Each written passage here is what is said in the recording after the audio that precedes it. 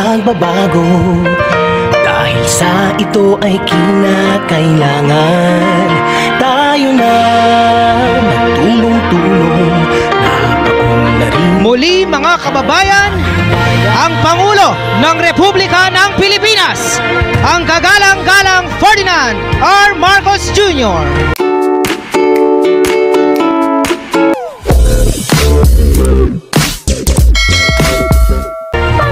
Ngayon po ay nasasaksihan ng ating Pangulo ang pamamahagi ng tulong mula sa iba't ibang ahensya ng pamahalaan para sa mga naapektuhan ng Bagyong Julian. Upang magamit sa pagsasaayos ng mga nasirang bahay, namamahagi ang Provincial Government of Batanes ng 800 pirasong lumbers at 800 pirasong yero o tig 10 piraso bawat isang pamilya.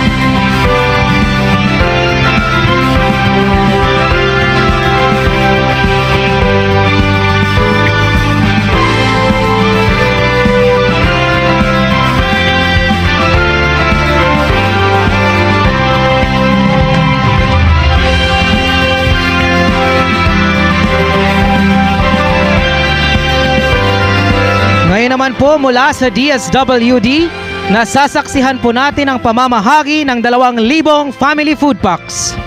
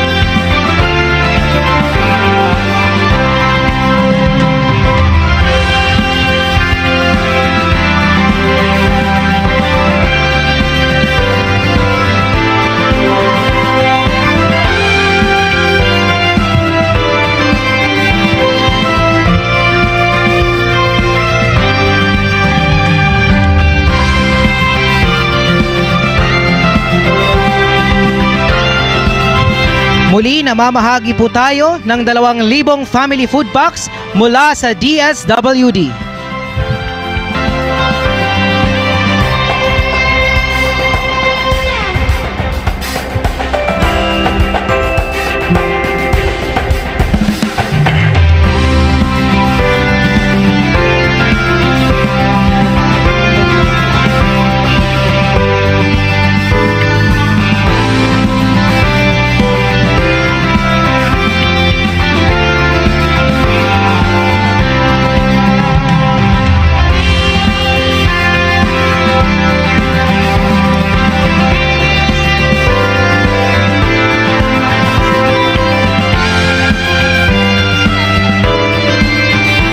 Namamahagi rin po ang DSWD ng mula sa ayuda para sa kapos ang kita program ng 600,000 piso o 3,000 piso bawat isa sa 200 pamilya.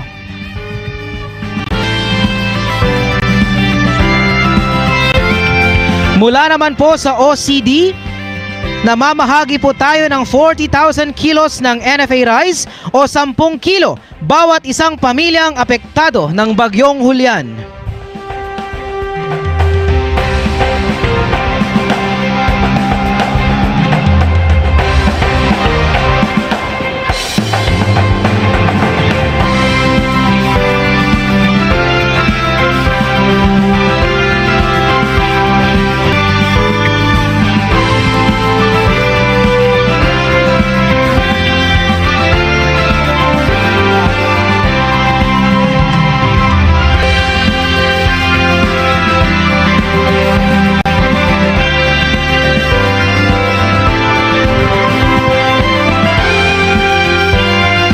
Kami po ay nagpapasalamat sa ating mahal na Pangulo sa kanyang pagbisita sa ating probinsya at sa mga ayudang ipinamamahagi sa araw na ito.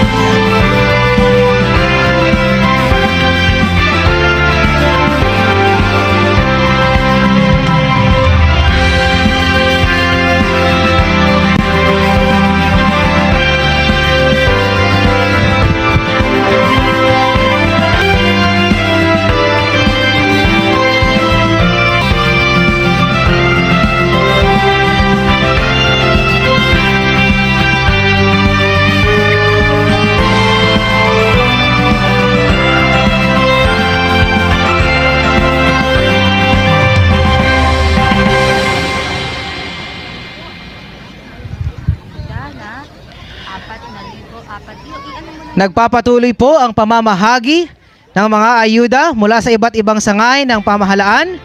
Mula po sa DSWD, 2,000 family food packs.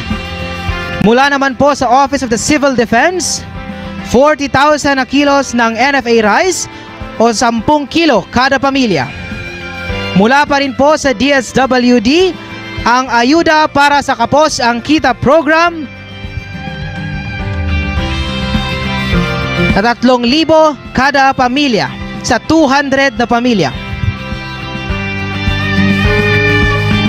Gayon din po ang pamamahagi ng 800 piraso ng lumber at 800 piraso ng yero para sa mga naapektuhan o nasiraan ng bahay dahil sa Bagyong Julian.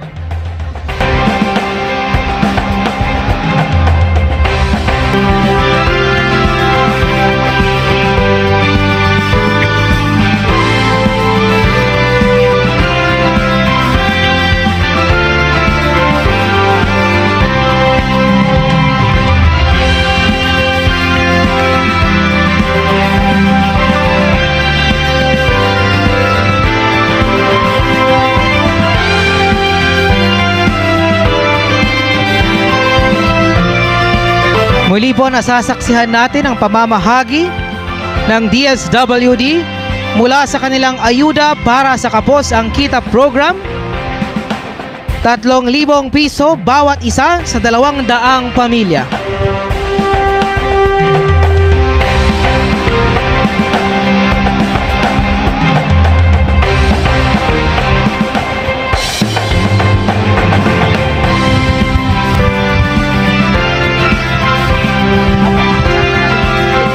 Muli, nagpapasalamat po tayo sa DSWD sa pamamahagi ng ayuda para sa kapos ang kita program o 3,000 piso bawat isa sa 200 pamilyang Ivatan.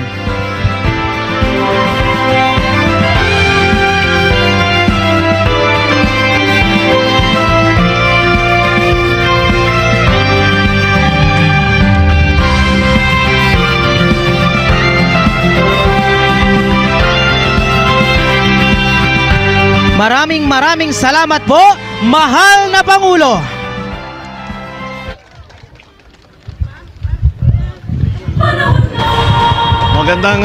Magandang umaga. Ngayon maganda na. Nung nakaraang 2 araw hindi maganda. Pero ngayon at last kaya kami nandito para matignan kung ano ba talaga yung inyong mga pangangailangan.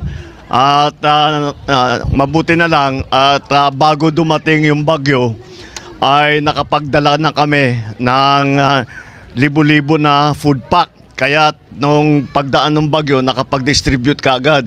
Ngayon, ang susunod, second round na. Yes, sir. Second round na ng food pack. Tapos ngayon, ginagawa na natin yung mga intake na yung para yung mga nangangailangan ng AKAP, ng tulong kung ano man ang tulong na kasi pagkatapos ng food pack, yung iba-ibang pangangailangan ng mga ibang pamilya, bawat bahay, kaya kailangan magbigay na kami ng cash. So, magre-release na tayo ng tigte 10,000. Tigte 10,000 bawat household. Dinagdagan ng Speaker of the House ng 15 million ang release para sa tulong. Ang Office of the President na naman, magre-release kami ng 25 million para sa inyo. Ang susunod na kailangan namin gawin ay yung pagkatapos nito, yung sa pag-rebuilding.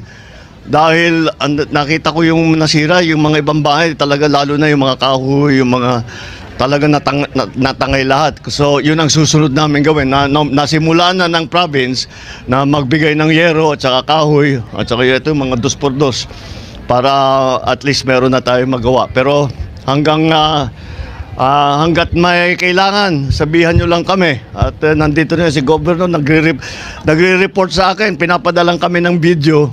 Nakita namin kung gaano kalakas. Hindi nga makalabas ng bahay ang Governor ninyo. Sabi niya, hindi pa, inaantay namin na wala. Pero masyado kayong nagustuhan ng hulyan, ayaw kayong iwanan.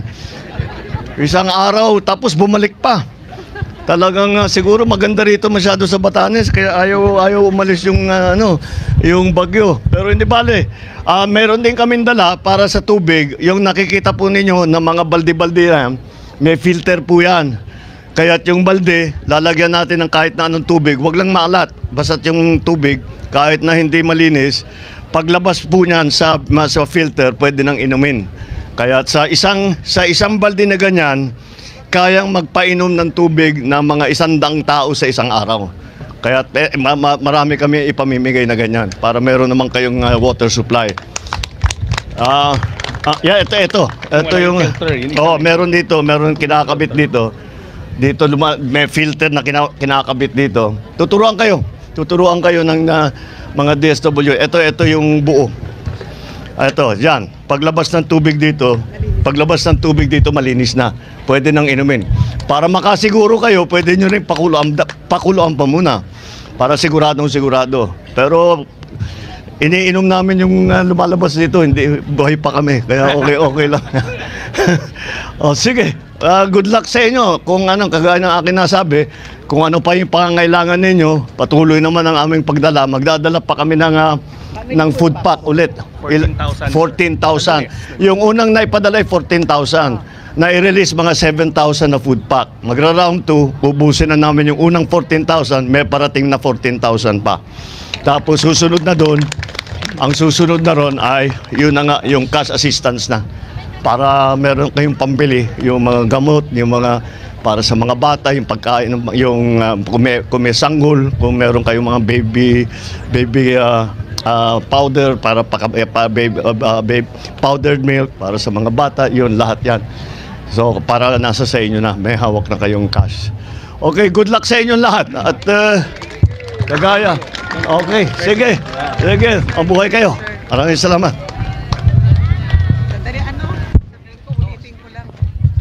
Okay, uulitin ko lang sa pagpunta ni President Bongbong Marcos dito, mayroon siyang ibibigay sa atin na 25 million. Kaya po, pagdating ay ayusin natin yon para lahat po ay mayroon kayong ayuda.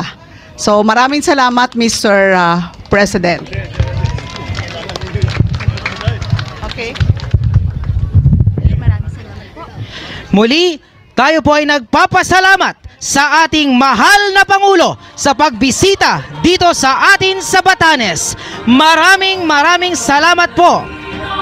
Muli po, mga kababayan, ang ating mahal na Pangulo, ang kagalang-galang Ferdinand R. Marcos Jr. Panahon na ng pagbabago,